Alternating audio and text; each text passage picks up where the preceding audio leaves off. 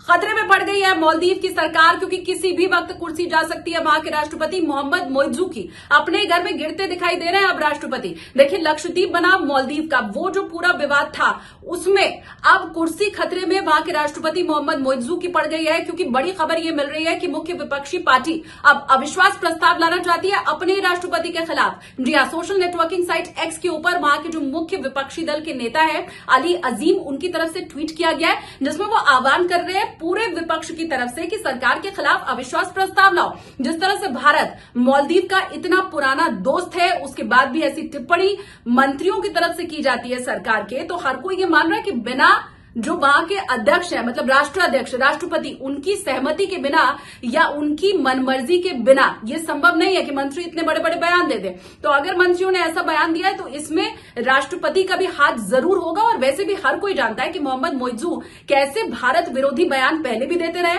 ऐसे ही बयानों के बल पर उनको राष्ट्रपति की कुर्सी भी मिली है। तो आप जबकि एक बार फिर से उनके एक नहीं, दो नहीं, तीन मंत्रियों की तरफ से भारत और प्रधानमंत्री नरेंद्र मोदी के खिलाफ टिप्पणी की गई है, तो पूरा देश अब विरोध में अपनी ही सरकार के खड़ा हो गया है। और ऐसे में मालदीव की जो मौजूदा सरकार है वो गिर सकती है, किसी भी वक्त गिर सकती है। सिर्फ विपक्ष कब अविश्वास प्रस्ताव लेकर के आएगा, अब उसी की बात है। देखिए, प्रधानमंत्री नरेंद्र मोदी की तरफ से लक्षद्वीप की जो फोटो ट्वीट की गई थी, जो वीडियो शेयर किया गया था, उसमें कहीं भी कंपैरिजन नहीं था मालदीव बनाम लक्षद्वीप का। वो तो बस आह्वान कर रहे थे अपने देश के लोगों से कि लक्षद्वीप के पास असीम सौंदर्य है, तो वहां लक्षद्वीप आप जरूर जाएं। एक बार वहां के जितने भी एडवेंचरस एक्टिविटी हैं उनका आप आनंद जरूर लीजिए। लेकिन इन सब के बीच मिर्ची लग गई इन तस्वीरों को देखकर, इन वीडियो को देखकर मालदीव के मंत्रियों को, और उनकी तरफ से जो बयान सामने आया, अपने पैर पर कुल्हाड़ी मारने वाला वो हो गया।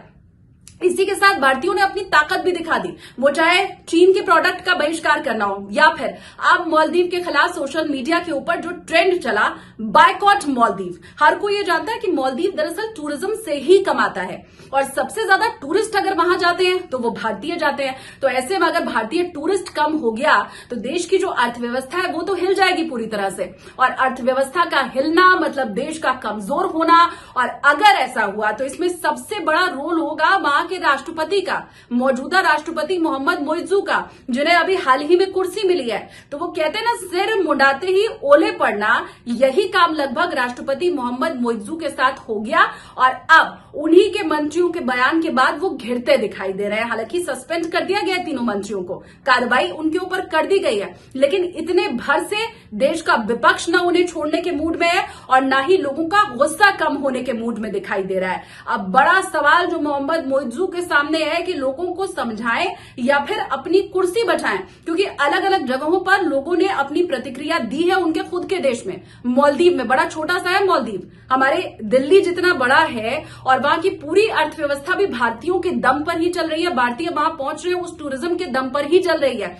तो हमारे दम पर वहां देश का उनके चलना और हमें ही आंखें तरेरना, अब भारतीयों ने भी अपनी ताकत पहचान ली है। और प्रधानमंत्री नरेंद्र मोदी के खिलाफ तो की गई टिप्पणी अब उन्हीं के ऊपर भारी पड़ गई है।